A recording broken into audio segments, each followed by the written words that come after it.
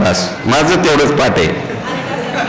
हा अनिकाचा अनिका सारिका बोवसू. हा ठीक आहे. अमृताचा लेख जरी प्राप्त झाला तरी सुद्धा काय अमृत जे आहे ते माणसाला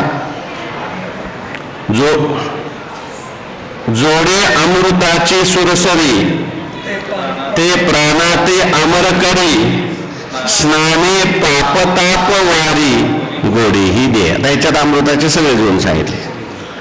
अमृताची एखाद्याला जर गंगा प्राप्त झाली सुरसरी तर काय करते? जोडे अमृताची सुरसरी ते प्राणाते अमर करी. अमृत पिल्यामुळे मनुष्य काय होतो? अमर होतो.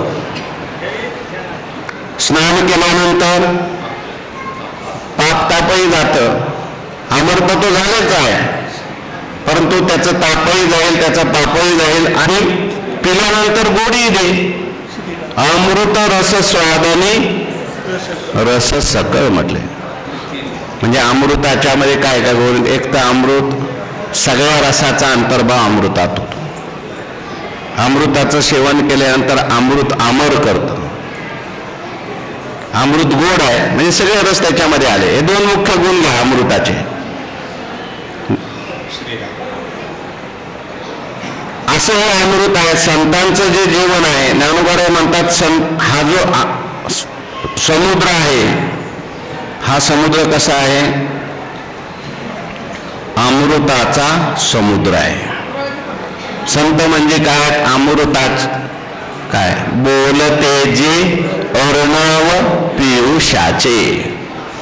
संत समुद्र आहेत, पण संत जे आहेत ते सामान्य समुद्र नाही, ते अमृताचा समुद्र आहे.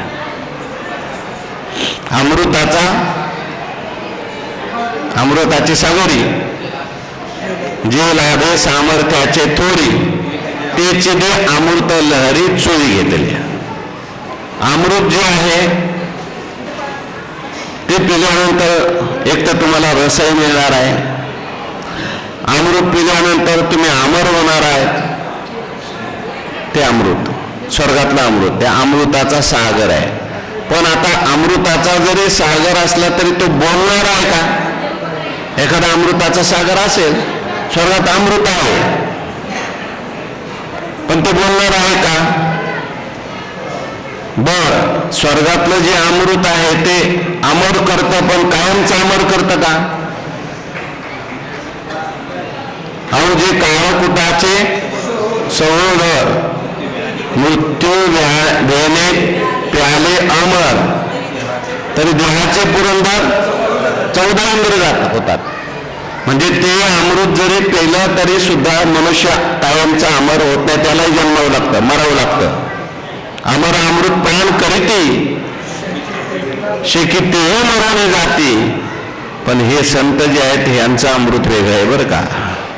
कुठलं अमृत आहे यांचं? हे बोलते. यांचं अमृत कुठे आहे? बोलण्यात आहे. बोलते जे अर्णव पियुषांचे, यांचं जे बोलणं आहे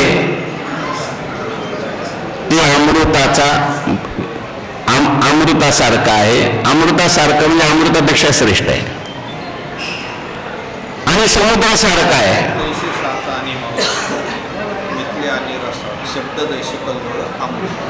साच आणि मावा मितल आणि रसा शब्द जैसे कल्लोळ अमृताचे. आणि अमृताचा समुद्र असला तरी सुद्धा तो काय बोलतो का? ते जडच आहे शेवटी. अमृत न बोलणारं असल्यामुळे ते अमृत जड अमृत आहे. ते स्वर्गात सुद्धा आहे.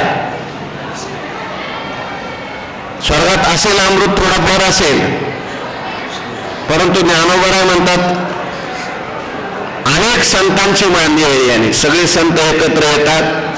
आपल्या गावात संत आले, ज्ञानोबा तीर्थयात्रेला गेले, ज्ञानोबांची पालखी आली, आल्यानंतर अमृताचा समुद्र आलाय. आपल्या गावात काय आलाय? अमृताचा समुद्र आलाय. आता त्या समुद्रात बुडी मारायची का नाक तोंड धरून बसायचं हे तुम्ही बघा. नाना अमृताच्या सागरी बुडी जे तोंडा का वजर मिठी पाडी जे मन काही आठवी जे तिल्लो तिल्लो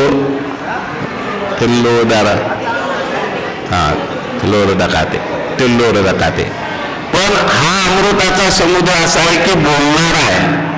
आता हे सगळे संत मिळून समुद्र बरं का. संतांना समुद्राची उपमा दिलेली आहे. संत सुखाच्या संत धीर समुद्र, सुखाचे सागर म्हटलंय. मार्ग धावून गेले आधी त्याचं शेवटचं चरण.